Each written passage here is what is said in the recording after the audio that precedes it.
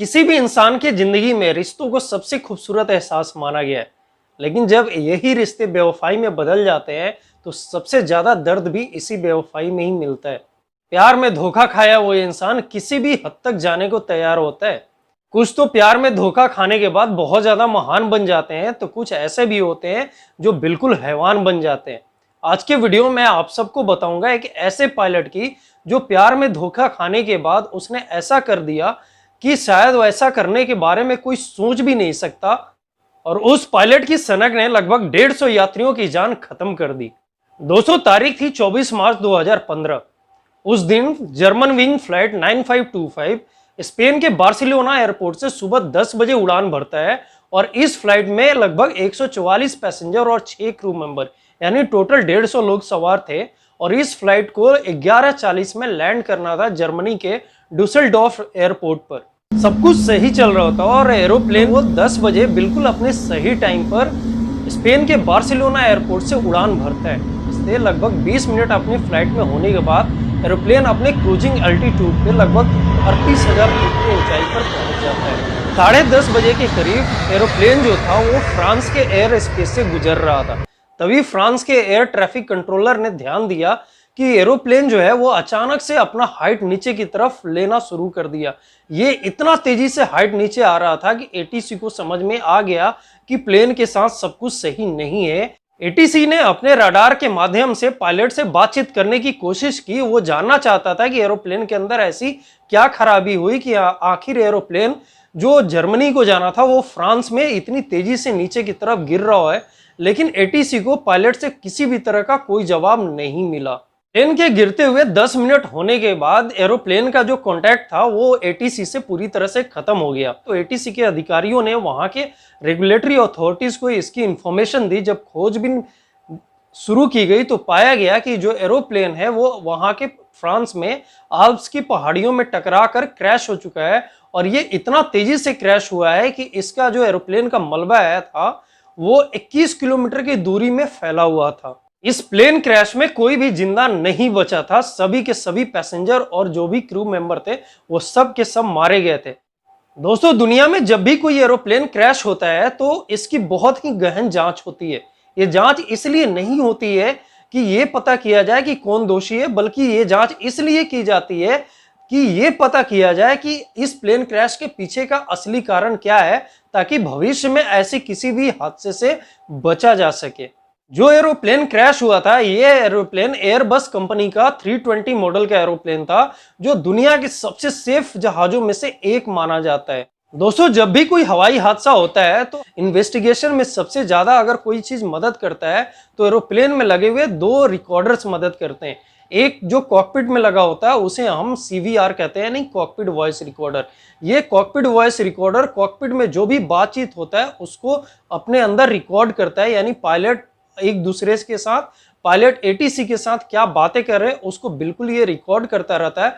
और दूसरा होता है डिजिटल फ्लाइट डेटा रिकॉर्डर, जिसे हम अपने लैंग्वेज में ब्लैक बॉक्स भी कहते हैं। वो फ्लाइट की हर गतिविधि को अपने अंदर रिकॉर्ड करके रख लेता है, ताकि इन्वेस्टिगेशन में ये पता लगाया जा सके कि आखिर इस एरोप्लेन के साथ क्या प्रॉब्लम हुई थी कि ये एरोप्लेन हादसे का शिकार हो गया।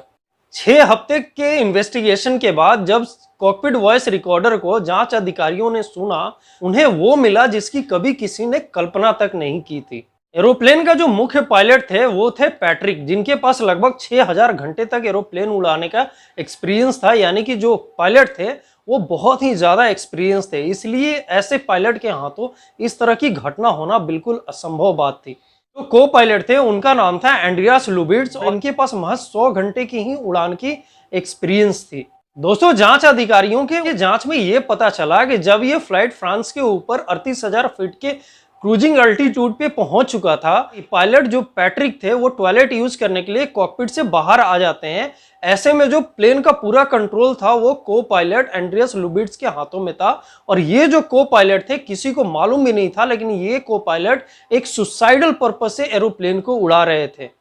जैसे ही को पायलट लुबिट ने यह देखा कि जो पायलट पैट्रिक हैं वो कॉकपिट से बाहर जा चुके हैं, तो को पायलट ने कॉकपिट का जो दरवाजा था वो अंदर से बिल्कुल लॉक कर दिया और एरोप्लेन को तेजी से नीचे सुसाइड करने के लिए यानी क्रैश कराने के लिए ले जाने लगे।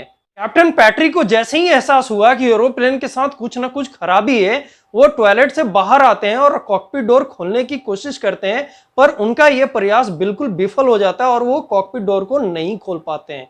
दोस्तों, आपके इन्फॉर्मेशन के लिए मैं बता दूं कि अगर हवाई जहाज का जो कॉकपिट डोर अंदर से कोई बंद भी कर दे तो इसे बाहर से खोला जा सकता है। इसे बाहर से खोलने के लिए बाहर में एक कोडिंग दिया होता है जिसे प्रेस करना होता है। प्रेस करने के बाद जो कॉकपिट डोर होता है वो खुल जाता है। ये कोड जो होता है वो एयरलाइन स्टाफ को ही मालूम होता है। लेकिन दोस्तों, हर एरोप्लेन के कॉकपिट डोर में एक और भी फीचर दिया होता है कि अगर पायलट चाहे तो अंदर से इस लॉक कोड को भी डीएक्टिवेट कर सकता है। यानी अगर कोई बाहर से कोई कोड को प्रेस भी करे तो भी वो कॉकपिट डोर को नहीं खोल सकता। ये ऐसा इसलिए फीचर दिया होता है कि अगर किसी इमरजेंसी कंडीशन में कोई टेररिस्ट जो होते हैं अगर प्लेन को हाईजैक भी कर लेते हैं और वो केबिन क्रू को धमकाकर जो कॉकपिट डोर का कोड होता है अगर वो मालूम भी कर लेते हैं तो भी वो कॉकपिट डोर को नहीं खोल पाएंगे और पायलट तक वो पहुंचकर एरोप्लेन को हाईजैक नहीं कर पाएंगे। हाईजैकिंग से बचने के लिए कॉकपिट के डोर में ऐसा फीचर दिया जाता है। फ्लाइट के को पायलट लुबिड्स को यह बात बहुत अच्छे से पता था कि कैसे इस कोड को अंदर से डीएक्टिवेट किया जा सके और उन्होंने इसी फीचर का फायदा उठाया और उन्होंने अंदर से ही कोड को डिसेबल कर दिया ताकि बाहर से कैप्टन या कोई भी केबिन क्रू जो है वो कोड दबाकर जो कॉकपिट डोर है उसको बाहर से खोल ना सके। अब पायलट, केबिन क्रू और पैसेंजर के हाथों में मौत के अलावा कुछ नहीं बचा था। एरोप्लेन तेजी से नीचे जा रहा था और सभी के सभी 150 यात्री, केबिन क्रू और पायलट जो थे अपनी मौत का बस इंतजार ही कर रहे थे। 10 मिनट बाद यानी 10:40 में यह एरोप्लेन फ्रांस के आल्प्स पहाड़ियों में जाके टकरा जाता है और यह टक्कर इतना भीषण होता है कि लगभग एरोप्लेन का जो मलबा है 21 किलोमीटर में बिखर जाता है और मौत इतनी दर्दनाक होती है कि जो भी यात्री थे उनके लाश को पहचान पाना भी मुश्किल हो जाता है। जब इस बात का पता चला तो सभी ये बात जान के हैरान रह गए कि आखिर को पायलट लुबिड्स ने ऐसा क्यों किया। इन्वेस्टिगेशन में पता चला कि जो लुबिड्स कैप्टन थे वो काफी दिनों से डिप्रेशन का शिकार थे और वो डिप्रेशन की दवाइयां खा रहे थे, लेकिन उन्होंने एयरलाइन में किसी भी स्टाफ या किसी भी अपने बॉस को ये बात का भनक भी नहीं होने दिया था कि वो किसी डिप्रेशन में है। वो जब भी ऑफिस आते बिल्कुल नॉर्मल रहते और किसी को अंदाजा भी नहीं था कि जो पायलट लुबिड्स है वो किसी डिप्रेशन का शिकार है, क्योंकि ऐसे को पायलट को कभी या पायलट को कभी भी एरोप्लेन उड़ाने की परमिशन नहीं दी जाती है। एरोप्लेन क्रैश के बाद 1 महीने बाद एक लड़की मीडिया में आती है और वो सारी घटना का पोल खोलना शुरू कर देती है।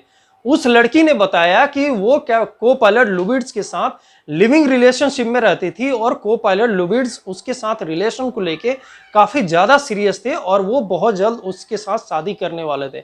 लेकिन जब वो एक दिन अचानक घर पहुंचे तो उन्होंने अपनी प्रेमिका को किसी और के साथ देखा और इसी को लेके उन दोनों के बीच में काफी झगड़ा होने लगा और उन दोनों का जो रिश्ता था वो बिल्कुल टूट गया और इसी को लेके जो को पायलट लुबिड्स थे वो हमेशा डिप्रेशन में रहते थे और दवाइयां खाते थे।